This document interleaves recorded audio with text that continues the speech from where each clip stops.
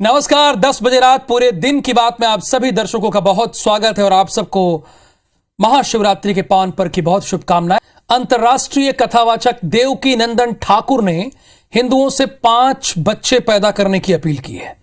इसके साथ ही एक बार फिर जनसंख्या नियंत्रण के मुद्दे पर बहस शुरू हो गई है।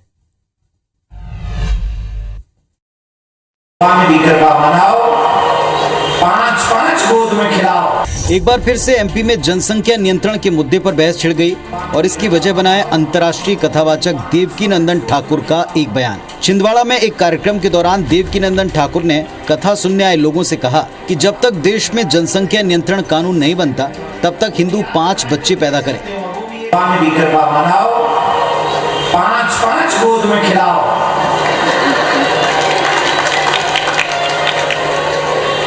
ठाकुर जी कृपा कर दे तो जनसंख्या नियंत्रण कानून बन जाए तो सरकार के नियम को फॉलो करो। वैसे देवकीनंदन ठाकुर के बयान का मर्म आप समझ गए होंगे। इसी कड़ी में एक और बयान सामने आया। ओबीसी आयोग के अध्यक्ष गौरीशंकर बिसेन ने मुस्लिम समाज से परिवार नियोजन की अपील करते हुए कहा कि वे जनसंख्या को नियंत्रण रखने में सहयोग दें। 4 बीवियों और 16 बच्चे का जमाना गया जमाना 4 बीबी रखेंगे 16 पैदा करेंगे। अब तो एक बीबी से दूसरी रखेगा, उसकी जिंदगी में मौत है। कुल मिलाकर एक बार फिर से मध्य प्रदेश की राजनीति में जनसंख्या को लेकर बयानबाजी तेज है और जब जब इस विषय पर बयान आए उन पर अक्सर विवाद छिड़ा है।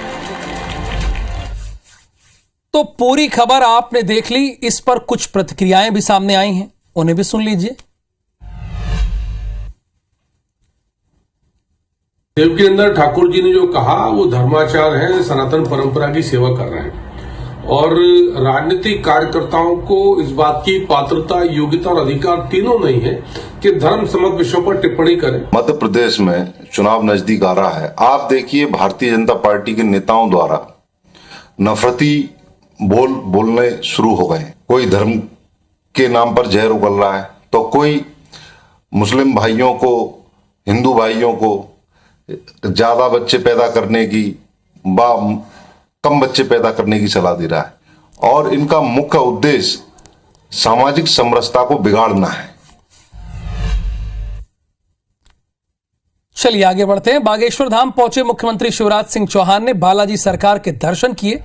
इसके बाद वो सीधे कथा पंडाल में पहुंचे जहां पर आयोजित 121 कन्याओं के सामूहिक विवाह समारोह में वो शामिल हुए। मुख्यमंत्री के सामने 21 वर वधू ने एक दूसरे को जयमाला पहनाई भी। इस दौरान बीजेपी के प्रदेश अध्यक्ष वीडी शर्मा समेत साउथ की फिल्मों के एक्टर सुमन तलवार, अभिनेता गोविंदा नामदेव, जिन्हें आप गोविंदा के नाम से जानते हैं, आप अच्छे समझ रहे होंगे, और इसके साथ ही ब्रिटेन के किंग चार्ल्स के प्रतिनिधि सिमोन्स ओवन भी मंच पर थे। समारोह में पंडित धीरेन्द्र किशोर शास्त्री ने सीएम शिवराज सिंह चौहान की तारीफ की तो मुख्यमंत्री ने भी अपनी तरफ से कसर कहां छोड़ी। उन्होंने बागेश्वर धाम को सच्चा धार्मिक स्थल बताया और इस पुण्य कार्य के लिए बागेश्वर धाम और शिष्य मंडल को बधाई दी। इसके अलावा सीएम शिवराज सिंह चौहान ने मंच का इस्तेमाल सरकारी योजनाओं के गुणगान के लिए भी बखूबी किया। हुए मध्य प्रदेश के मुख्यमंत्री श्रीमान शिवराज सिंह चौहान जी मंच पर विराजमान। लाडली बहना योजना अब हर गरीब बहन जो मध्य प्रदेश की निवासी है उनके खाते में हर महीना 1000 रुपया डाला जाएगा। साल में 12,000 और रुपया का उपयोग बेटा बेटी को दूध पिलाने में करेगी, फल खिलाने में करेगी, सब्जी खिलाने में करेगी, परिवार को मजबूत बनाएगी। प्रिंस चार्ल्स के रिप्रेजेंटेटिव आए हैं। ये वैसे ईसाई हैं लेकिन सनातन को मानते हैं। इसका मतलब ये है कि विदेशी भी चाहते हैं कि एक राष्ट्र तो ऐसा हो जहां हिंदुत्व के साथ, गौरव के साथ जातिवाद को अलग रख के हम कह सकें कि हम हिंदुस्तानी हैं। चलिए अब छत्तीसगढ़ का रुख कर लेते हैं। छत्तीसगढ़ के 4 जगहों से महाशिवरात्रि के मौके पर हिंदू स्वाभिमान जागरण संत ने पदयात्रा निकाली। हिंदू स्वाभिमान जागरण और सामाजिक समरसता के लिए रामचरितमानस और श्रीमद् भगवद गीता को घर घर तक पहुंचाने के उद्देश्य से यात्रा निकाली गई है। मां चंद्रहासिनी, मां महामाया, मां दंतेश्वरी और मां बमलेश्वरी के पावन धरा से संतों की यात्रा निकाली गई। यात्रा का जगह जगह विहिप और अन्य हिंदू संगठनों ने आत्मीय स्वागत किया। पदयात्रा को लेकर हिंदू संगठनों में उत्साह देखा गया। संतों की पदयात्रा को लेकर सियासी आरोप प्रत्यारोप का दौर भी चल रहा है।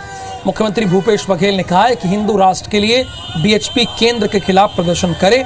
छत्तीसगढ़ में बीएचपी को नौटंकी करने की जरूरत नहीं है, जिस पर पलटवार करते हुए पूर्व मंत्री बृजमोहन अग्रवाल कहां चुप रहने वाले थे, उन्होंने भी कुछ कहा। भाजपा ने कभी भी धर्म को राजनीति से नहीं जोड़ा है, कांग्रेस ने शुरू से धर्म को राजनीति से जोड़ा है।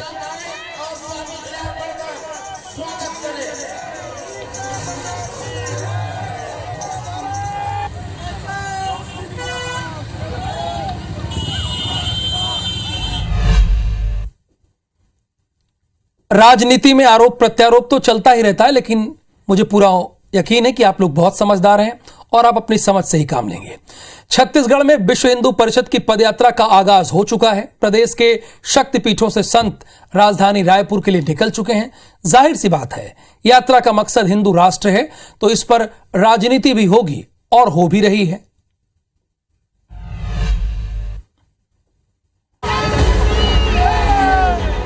छत्तीसगढ़ की चारों दिशाओं और शक्तिपीठों से संतों ने पदयात्रा निकाली है। 17 मार्च को ये पदयात्रा रायपुर आकर समाप्त होगी और 19 मार्च को बड़े स्तर पर संत समागम होगा। विश्व हिंदू परिषद के मुताबिक इस यात्रा का उद्देश्य सामाजिक समरसता और धार्मिक चेतना है, लेकिन संत हिंदू राष्ट्र की मांग पुरजोर तरीके से उठा रहे हैं। इसमें जाति पाति का छुआछूत को हटाना है और हिंदू राष्ट्र बनाना है। हाँ, जब सब हिंदू एक होंगे तभी हिंदू राष्ट्र होगा। सब जाति पाति सब खत्म हो जाएगा। वीएचपी इस यात्रा को धार्मिक बता रही है, लेकिन इस पर जमकर सियासत भी हो रही है। कांग्रेस ने कहा कि साधु संतों का स्वागत है, लेकिन वे फर्जी राजनीति ना करें। धर्म को धारण करके उसको आचरण करना चाहिए और शासन चलाना चाहिए, सेवा करना चाहिए। धर्म की राजनीति नहीं होनी चाहिए। पहले जोगड़ी जोपी में जाके वो गैस का रेट को बताए क्या रेट है, डीजल का रेट बताए क्या रेट है, चावल का रेट क्या है, जीएसटी कहाँ लगा है बताए, स्वागत करेंगे। ये फर्जी नेतागिरी करेंगे तो हम निंदा करेंगे। बहरहाल सवाल टाइमिंग का है। चुनाव के महज 9 महीने पहले वीएचपी को हिंदू स्वाभिमान जागरण की जरूरत क्यों पड़ी? क्या संतों की पदयात्रा के पीछे बीजेपी है, उसका कोई हिडन प्लान है? और कांग्रेस को इस यात्रा पर भला क्या आपत्ति है?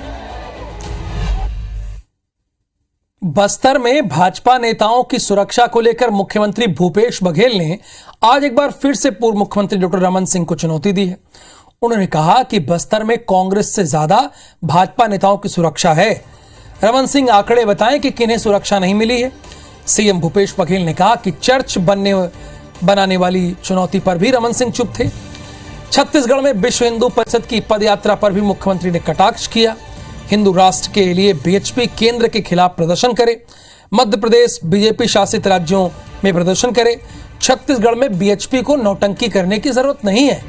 यही नहीं, साधु संतों के पदयात्रा को लेकर सीएम ने कहा, साधु संतों का पूरा सम्मान करते हैं, लेकिन मेरा आग्रह साधु संत पर यह है कि राम वन गमन पथ पर भी पदयात्रा करें। राज्य सरकार राम वन गमन पथ में व्यवस्था करेगी।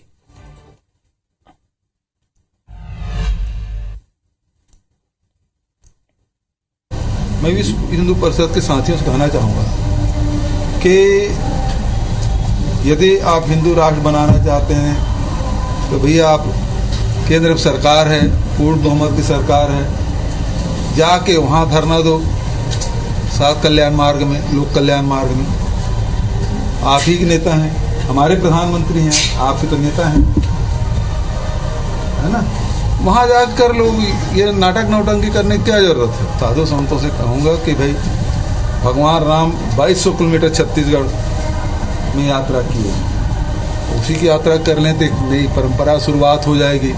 कोरिया जिले से शुरू करें, सीतामढ़ी जहाँ से सीता जी की चौका है वहाँ से शुरू करिए, रामाराम तक जाइए तो एक नई परिपाटी शुरू हो जाएगी। आज भी भारतीय जनता पार्टी के नेताओं को बस्तर में ज़्यादा सुरक्षा मिला हुआ है कांग्रेस के कार्यकर्ता और नेताओं की तुलना में। और यदि इस बात को कह के केवल छोड़ दे रहे हैं तब की बात अलग है। मैं चुनौती दे रहा हूँ, वो आंकड़े बता दे। मैंने तो उसको और चुनौती दिया था कि तुम्हारे शासनकाल में कितना चर्च बना था और हमारे शासनकाल में कितना चर्च बना है।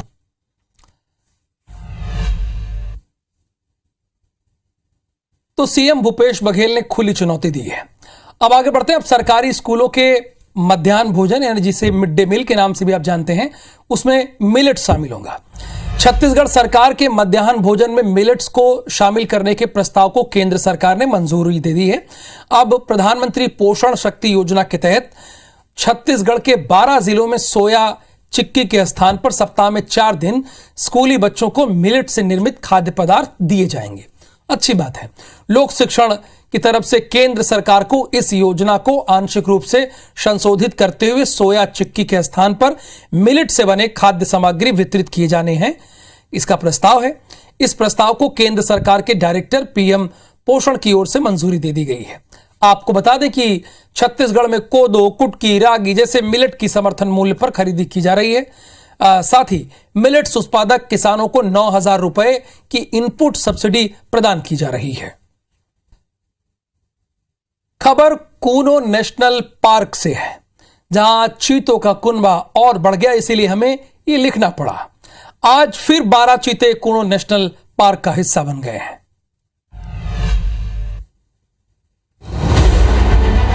प्रोजेक्ट चीता के तहत आज फिर 12 चीते कूनो नेशनल पार्क में छोड़े गए। मुख्यमंत्री शिवराज सिंह चौहान, केंद्रीय मंत्री भूपेंद्र सिंह यादव और नरेंद्र सिंह तोमर की मौजूदगी में इन चीतों को बाड़े में रिलीज किया।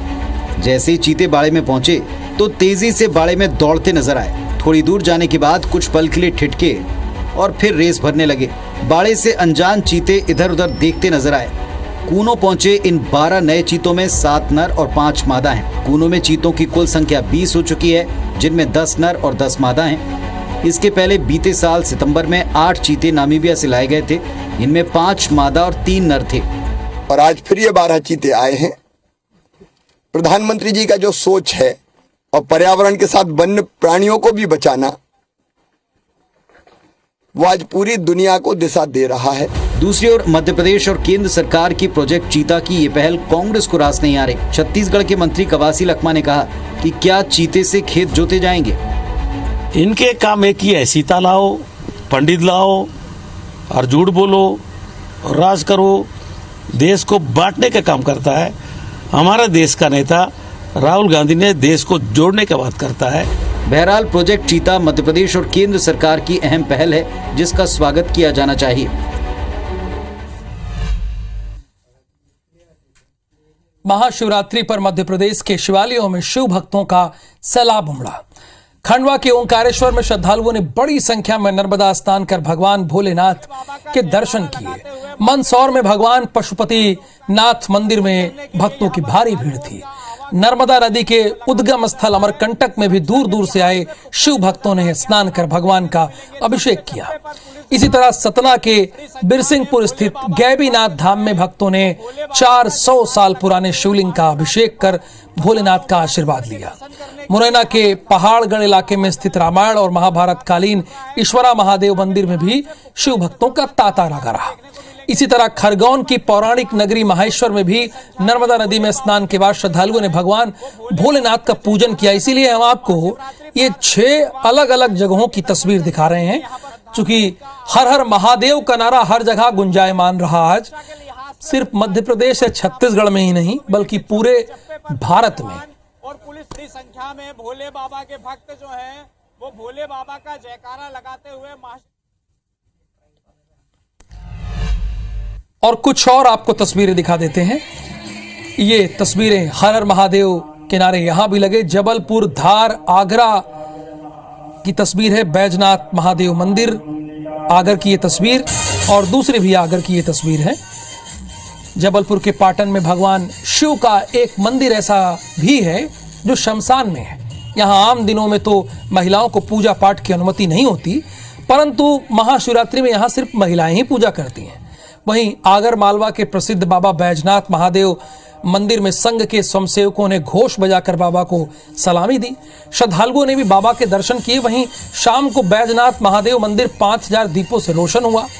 धार जिले के प्रसिद्ध पर्यटन स्थल पांडवकालीन प्राचीन गंगा महादेव से आज भगोरिया पर्व की शुरुआत हुई। बड़ी संख्या में पहुंचे श्रद्धालुओं ने पहाड़ियों के बीच बहते झरने के नीचे स्थित भगवान भोलेनाथ के दर्शन और पूजन किए।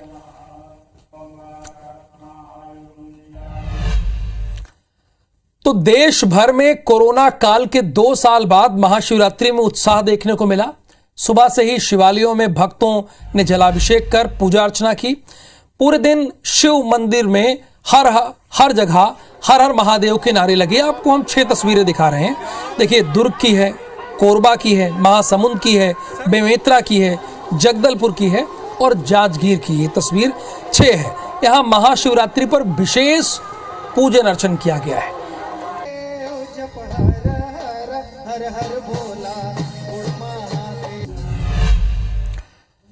महाशिवरात्रि के अवसर पर प्रदेश के मुख्यमंत्री भूपेश बघेल अपने विधानसभा क्षेत्र पाटन के अंतर्गत ठाकुराइन टोला और ग्राम कौही पहुंचे, जहां वो ठाकुराइन टोला में स्थित खारून नदी के बीच बने भव्य शिव मंदिर पहुंचे।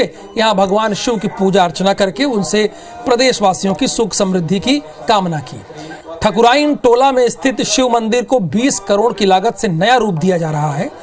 मुख्यमंत्री ने कहा है कि इस मंदिर के चारों ओर लोगों की परिक्रमा के लिए स्थल बनाया जाएगा। वहीं मंदिर पहुंच मार्ग में लक्ष्मण झूला भी बनाने का काम चल रहा है।